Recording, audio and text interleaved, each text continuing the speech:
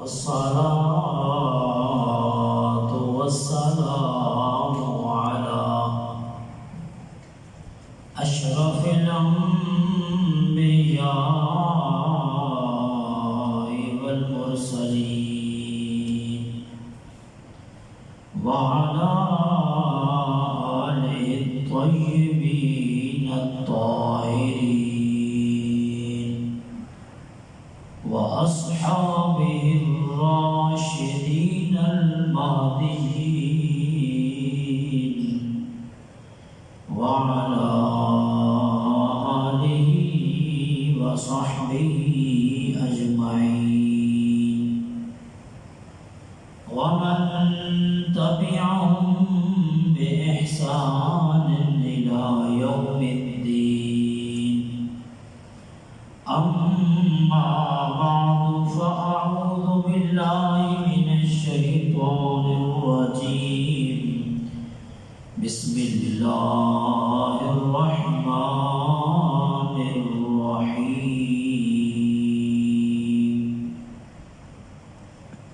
وإنك لعلى خلق عظيم.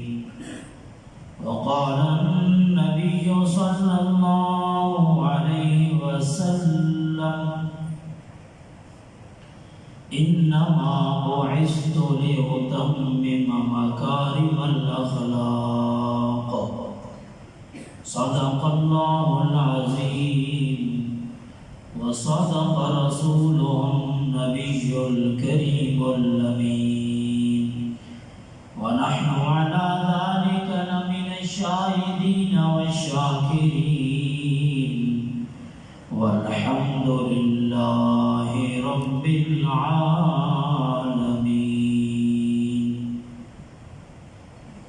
مولاي صل وسلم دائما أبدا على حبيبك خير الخلق كلهم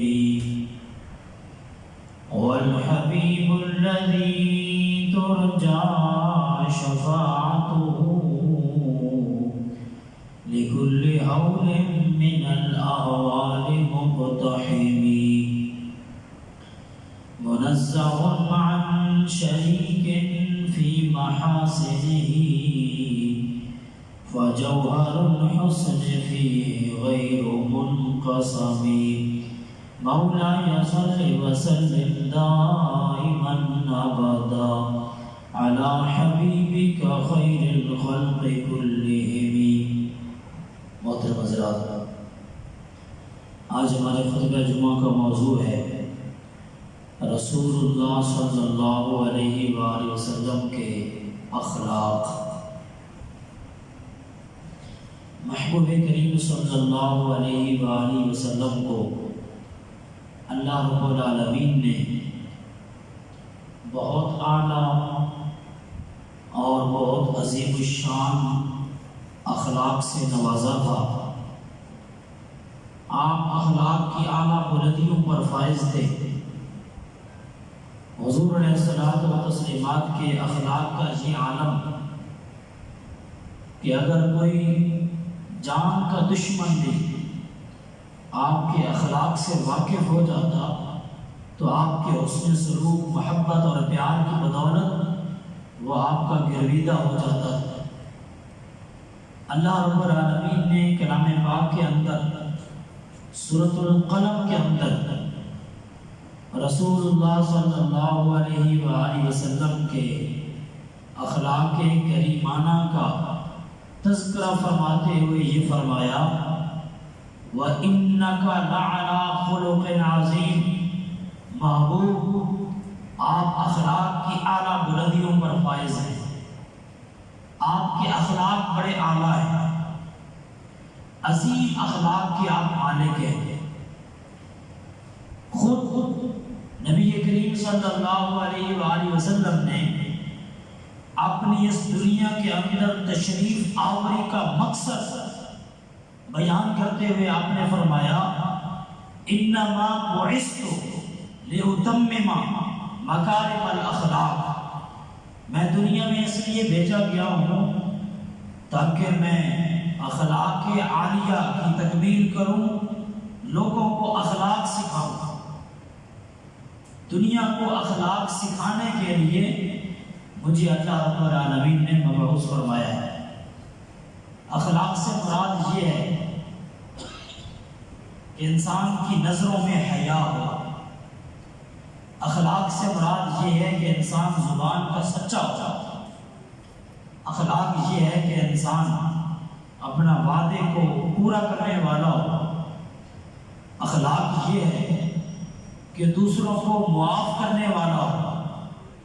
اخلاق یہ ہے کہ اپنی ضرورتوں کی فکر کرنے کی بجائے دوسروں کی ضرورتوں کو پورا کرنے کی فکر کرتا ہو۔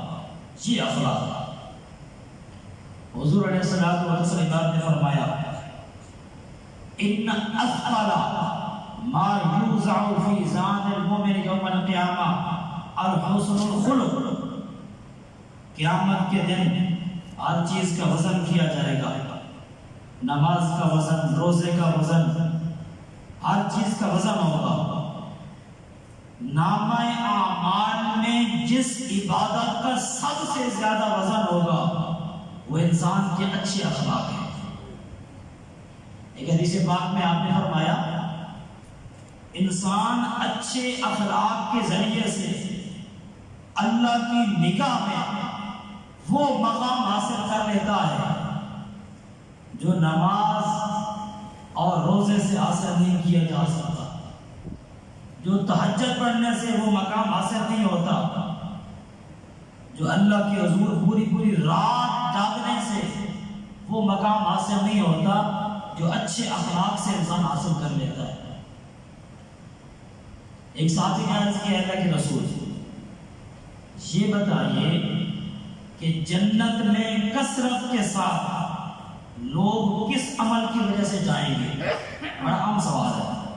وہ کون سا عمل ایسا ہے کہ جن کی وجہ سے بہت سارے لوگ جنت میں جائیں گے؟ وہ خاص عمل کیا ہے؟ آپ نے فرمایا دو باتیں، تقوی اللہ کا خوف۔ اگر انسان کے دل میں اللہ کا خوف ہوگا تو یہ جنت میں جانے کا سبب ہوگا۔ اور نمبر دو وحسن الخلق، اور اچھے اخلاق۔ جو آدمی زبان کا میٹھا ہو، اچھے اخلاق، میٹھی زبان کا، تو یہ بھی جنت میں داخلے کا سبب ہے۔ پھر صحابی نے عرض کیا اللہ کے رسول جنت کا تو آپ نے فرما دیا، ہماری سمجھ میں آ گیا، ذرا دوزخ کا بھی بتائیے کہ کون سے ایسے اعمال ہیں جو انسان کے لیے دوزخ میں جانے کا سبب ہوں گے؟ آپ نے فرمایا دو ہی چیزیں، جنت میں داخلے کا سبب بھی دو چیزیں ہیں، اور دوزخیوں کے لیے بھی دو چیزیں ہیں جو دوزخ میں لے جائیں گی، الفم والفرج۔ فرمایا ایک منہ کی وجہ سے لوگ کثرت کے ساتھ دوزخ میں جائیں گے، والفرج اور شرمگاہ۔ تو اگر انسان اللہ کا خوف دل میں رکھے، اللہ سے ڈر کر، اگر کوئی انسان اللہ سے ڈر کر گناہوں کو چھوڑ دے، ایک یہ ہے کہ گناہوں سے بچنا کہ لوگ دیکھ رہے ہیں کیا کہیں گے، لوگوں کے خوف سے نہیں، اللہ کے خوف سے جو آدمی گناہ چھوڑتا ہے، اللہ فرماتا ہے کہ اس کے لیے دو بڑی بڑی جنتیں ہیں، وَلِمَنْ خَافَ مَقَامَ رَبِّهِ جَنَّتَانِ، جو اپنے رب کے حضور کھڑا ہونے سے ڈر گیا، گناہ سے بچ گیا، اس کے لیے دو جنتیں ہیں۔ ایک مرتبہ خلیفہ ہارون الرشید، اس کی لڑائی ہوگی اپنی بیگم کے ساتھ، زبیدہ جو اس کی بیوی تھی، اس کے ساتھ لڑائی ہوگی، ناراضگی ہو گئی۔ اس نے کہا، زبیدہ نے کہا کہ تو ہے ہی دوزخی، خلیفے کو کہہ دیا کہ تو ہے ہی دوزخی۔ اس نے کہا اگر میں دوزخی ہوں تو تجھے 3 طلاقیں، خلیفہ بھی ناراض ہو گیا، غصے میں آ گیا. اس نے کہا مجھے دوزخی کہا ہے، اگر میں دوزخی تو تجھے 3 طلاقیں. اب یہ غصے میں بات تو ہو گئی. اب ایشو یہ تھا کہ اگر یہ ڈکلیئر ہو جائے کہ خلیفہ دوزخی ہے تو طلاق واقع ہو جائے گی، زبیدہ نکاح سے نکل جائے گی. لیکن یہ کون فیصلہ کرے کہ خلیفہ ہارون الرشید جنتی ہے یا دوزخی ہے؟ یہ ماجرا تو قیامت کو جا کے کھلنا ہے. دنیا میں کون بتا سکتا ہے کہ یہ جنتی ہے یہ دوزخی ہے؟ کوئی نہیں بتا سکتا. علماء کے پیچھے بلائی گئی، علماء آئے، مسئلہ پیش کیا گیا، علماء سر پکڑ کے بیٹھے. 8 دن گزر گئے، روزانہ غور کرتے کہ کیسے ڈکلیئر کیا جائے کہ خلیفہ جنتی ہے یا دوزخی ہے. اگر ثابت ہو جائے کہ یہ جنتی ہے تو طلاق نہیں ہوئی، اگر ثابت ہو جائے کہ یہ دوزخی ہے تو طلاق ہو چکی. یہ اس زمانے کی بات ہے جب امام ابو حنیفہ کے شاگرد امام ابو یوسف ابھی نئے تعلیم سے فارغ ہو کر گھر پہنچے تھے، بغداد پہنچے تھے. ان کو پتہ چلا کہ خلیفہ ہارون الرشید کو یہ مسئلہ پیش آیا ہے. آپ بھی وہاں پہنچ گئے، پوچھا کیا مسئلہ ہے، ماجرا کیا ہے. بتایا گیا کہ اس طرح مجھے دوزخی کہا ہے، میں نے یہ کہا ہے اگر میں دوزخی تو تجھے 3 طلاقیں. معلوم یہ کرنا ہے کہ کیا میں جنتی ہوں یا دوزخی ہوں، تاکہ پتہ چل سکے کہ طلاق ہوئی ہے یا نہیں ہوئی. تو امام ابو یوسف نے سوال کیا ہے امیر المومنین یہ بتائیے کہ کیا زندگی میں کبھی ایسا ہوا ہے کہ آپ کوئی بڑا گناہ کرنے لگے ہوں؟ میں آپ کو اللہ کے خوف و تقوی کی طرف لے کے آ رہا ہوں. کوئی آپ بڑا گناہ کرنے لگے ہوں، کبیرہ گناہ، آپ کو خیال آیا کہ اللہ نے اسے منع کیا ہے، آپ نے وہ گناہ چھوڑ دیا ہو. کبھی زندگی میں ایسا ہوا ہے؟ خلیفہ نے کہا اللہ کی عزت کی قسم زندگی میں کئی بار ایسے ہوا. شراب کا گلاس ہاتھ میں پکڑا، پینے لگا ہوں تو فوراً آیت میرے ذہن میں آ گئی انما الخمر والمیسر والانصاب رجس من عمل الشیطان، کہ یہ جو شراب ہے یہ تو حرام ہے، شیطانی کام ہے. میں نے اس پیالے کو پھینک دیا، اللہ نے منع کیا ہے شراب نہیں پینی. زندگی میں کئی مرتبہ بدکاری کا خیال آیا ہے، بدکاری کرنے پہ قادر بھی تھا، تنہائی میسر بھی تھی، مگر اللہ کے خوف سے خاتون کو کمرے سے نکال دیا ہے، بدکاری نہیں کی. زندگی میں کئی بار ایسے ہوا ہے. آپ نے حکم جاری کیا، فتویٰ جاری کیا اگر آپ اسی پر استقامت اختیار کریں، آئندہ کوئی کبیرہ گناہ نہ کریں، تو میں فتویٰ دیتا ہوں کہ آپ جنتی ہیں اور آپ کی بیگم کو طلاق نہیں ہوئی.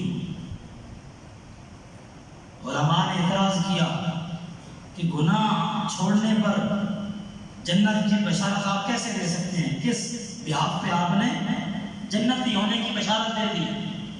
تو آپ نے سورۃ الرحمن کا 3 رکوع جہاں سے شروع ہوتا ہے آپ نے یہ آیت پڑھی وَلِمَنْ خَافَ مَقَامَ رَبِّهِ جَنَّتَانِ، جو اپنے رب کے حضور کھڑا ہونے سے ڈر گیا اس کے لیے 2 جنتیں ہیں.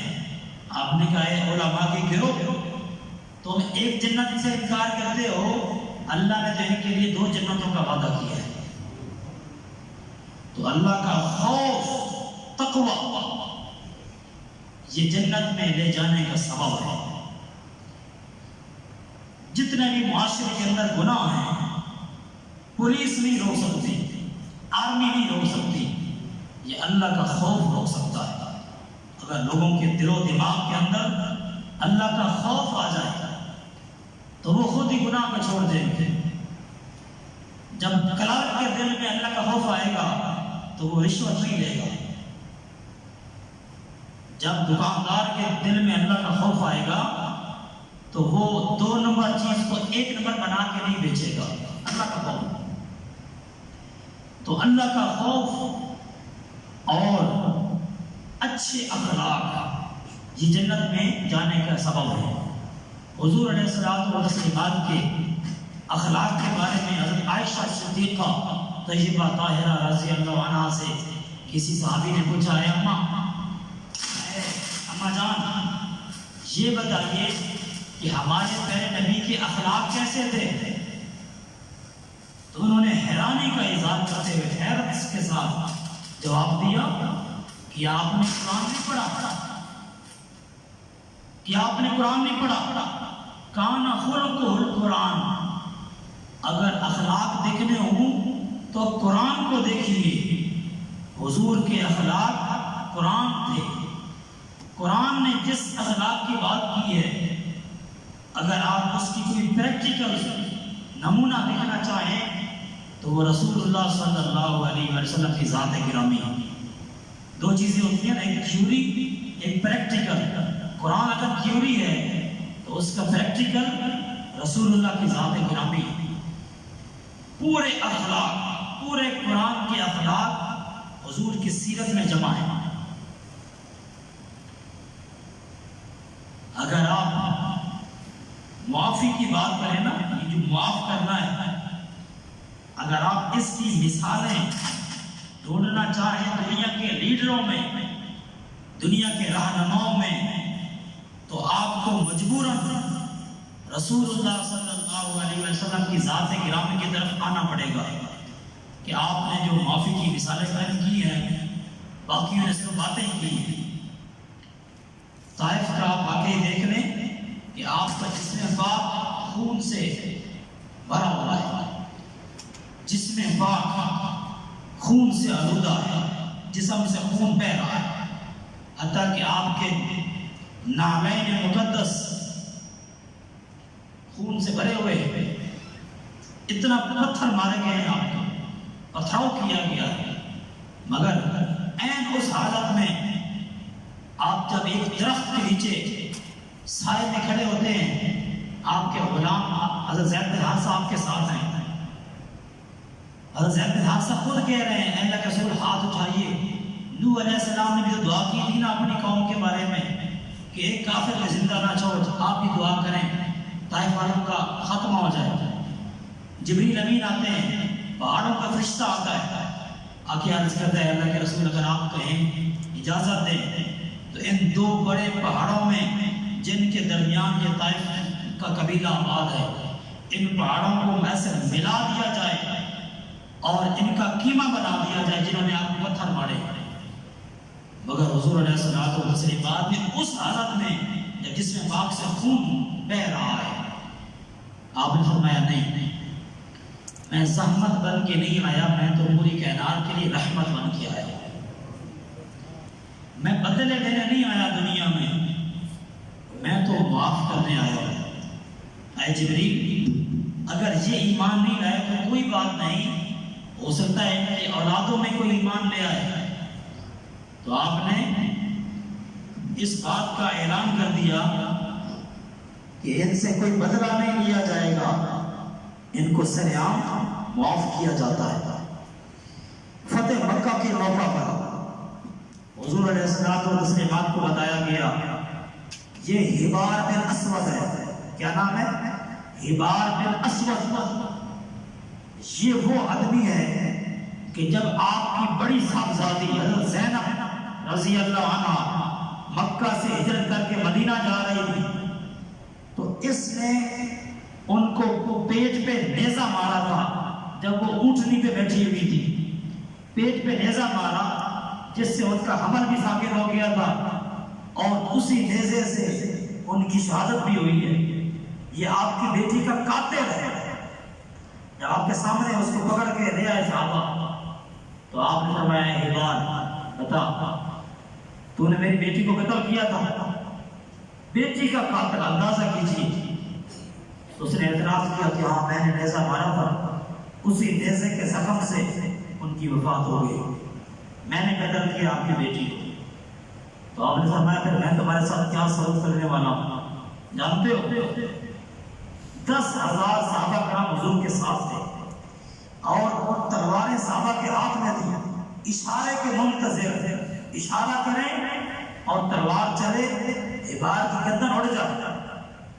مگر آپ نے فرمایا کہ نہیں. اس نے کہا کہ آپ مجھے قتل کروا دیں گے، میری قتل کا وقت قریب آ چکا ہے، میں نے آپ کی بیٹی کو مارا. تو آپ نے فرمایا کوئی بات نہیں، جو تم نے مارا وہ تمہارا فعل تھا، میں تمہیں اللہ کی رضا کے لیے معاف کرتا ہوں. جب آپ نے معافی کا اعلان کیا تو حباب بن اسود رونے لگا، آپ کے پاؤں میں گر گیا اور کہا کہ ایسے عظیم انسان کہ جو اپنے بیٹیوں کے قاتل کو معاف کر دیتے ہیں، تو کیا میں اپنا کلمہ نہ پڑھوں؟ مجھے کلمہ پڑھائے میں مسلمان ہوتا ہوں. تو حضور علیہ السلام کی اخلاق عالیہ یہ ایک ایسا ٹاپک ہے کہ جس کو گھنٹے 2 گھنٹے میں بیان نہیں کیا جا سکتا. اس کے لیے طویل نشست چاہیے. آج ضرورت اس بات کی ہے کہ ہم اپنے اخلاق پہ غور کریں. آج ہمارے اخلاق کیا ہیں؟ ہم سے بہتر اخلاق بعض اوقات کفار کے نظر آتے ہیں. ہم نے اپنے پیارے نبی کے اخلاق کو چھوڑ دیا ہے. ہمیں چاہیے کہ ہم ان اخلاق پہ عمل کریں، لوگوں کو معاف کرنا سیکھیں، آنکھوں کے اندر حیا پیدا کریں، سچ بولیں، جھوٹ سے باز آ جائیں اور ملاوٹ سے باز آ جائیں، وعدے پورے کریں، دوسروں کا خیال رکھیں. اللہ پاک ہم سب کو ان پر عمل کی توفیق عطا فرمائے. وآخر دعوانا الحمدللہ.